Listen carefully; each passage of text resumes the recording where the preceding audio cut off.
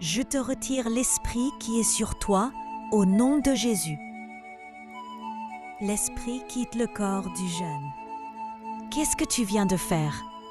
Qui t'a demandé ça? Tes agissements ne vont pas m'empêcher de révéler ce que tu es. Tu peux me gifler autant que tu veux.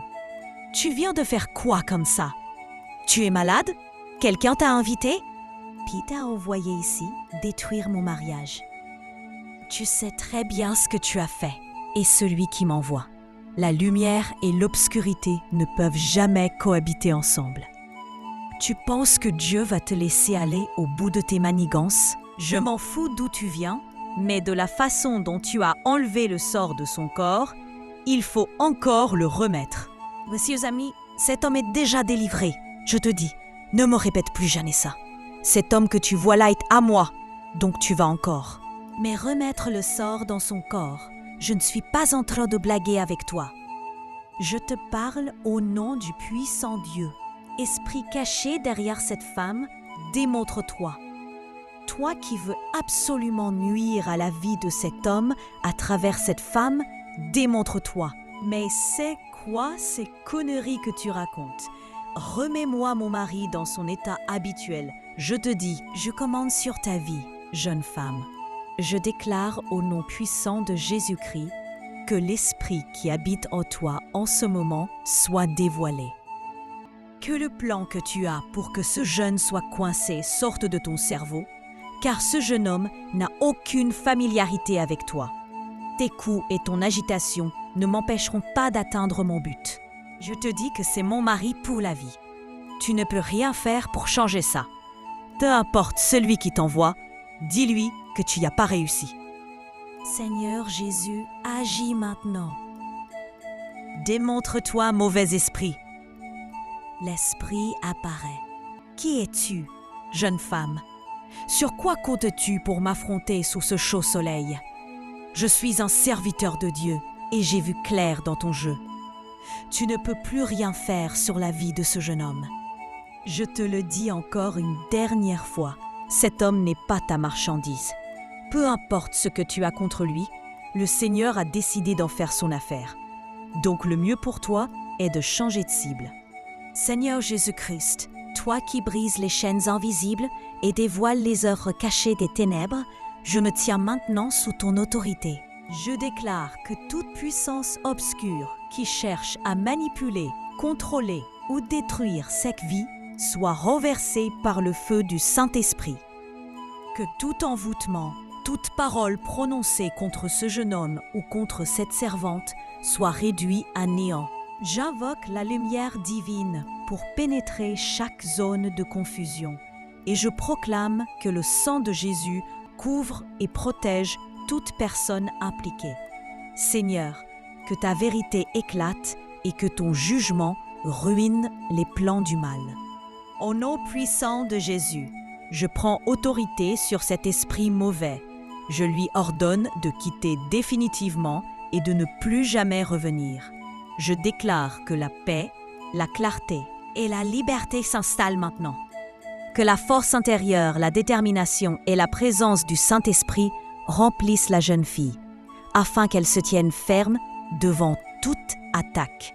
Seigneur, que ta lumière se lève, que ta puissance agisse et que la victoire soit totale. Amen. La jeune fille reparaît.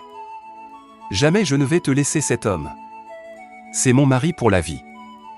Tu ne peux rien faire contre cet homme, jeune fille.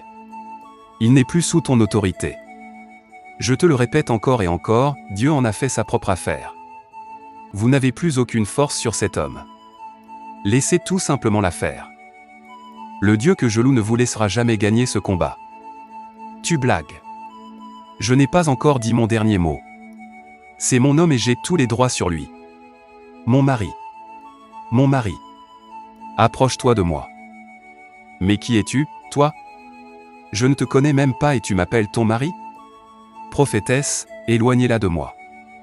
N'aie pas peur, jeune homme. Il ne peut rien faire contre toi. Tu n'as pas compris ce qui s'est passé. Elle t'avait emballé spirituellement. L'esprit l'a envoyé vers toi pour se venger. C'est une vengeance personnelle. Il a pris par tous les chemins pour t'avoir, mais comme il n'a pas pu, il t'a envoyé ce jeune homme pour te maîtriser, car il sait que tu aimes aussi trop la femme. Mais ne crains rien. Aujourd'hui, ton affaire, Dieu en a fait sa propre affaire. Son plan est déjà détruit par Dieu lui-même. Amen. Tu es libéré des mains de l'esprit. Amen. Grand frère. Toi aussi, tu m'as vraiment laissé me marier avec elle? Mais c'est toi-même qui nous l'avais présenté. Tu as choisi toi-même de précipiter les choses pour te marier avec elle. Qu'est-ce que nous pouvons faire si c'est toi-même ton choix? On ne savait pas que c'était un esprit. Calme-toi, jeune homme. Mon bébé, viens. Écoute-moi, mauvais esprit, je t'ai déjà trop laissé faire. Je déclare au nom puissant de Jésus, tu es vaincu, disparais et ne reviens plus jamais. L'esprit disparaît aussitôt. Lorsque l'esprit disparut, un profond silence tomba sur la pièce. Le jeune homme, enfin libéré, sentit comme un poids quitter sa poitrine. Ses yeux s'éclairèrent, son esprit retrouva sa lucidité, et il tomba à genoux, remerciant Dieu pour cette délivrance qu'aucune main humaine n'aurait pu accomplir. La prophétesse posa doucement la main sur sa tête, priant pour que plus jamais aucune porte spirituelle ne soit ouverte sur sa vie. À cet instant, une paix surnaturelle envahit toute la maison, comme un vent léger venant confirmer que le ciel avait gagné la bataille. La jeune fille, désormais seule et sans l'esprit qui la manipulait, s'effondra en larmes. Libérée elle aussi sans le savoir, elle reconnut qu'elle avait été utilisée comme un instrument contre sa propre volonté. La prophétesse l'aida à se relever et pria pour sa restauration. Le jeune homme, quant à lui, marcha hors de ce lieu comme un homme nouveau, déterminé à reconstruire sa vie, cette fois sous la lumière de Dieu et non sous l'ombre de l'envoûtement. Et tous comprirent ce jour-là que lorsque Dieu décide de reprendre une affaire en main, aucune force, ni visible, ni invisible, ne peut s'y opposer.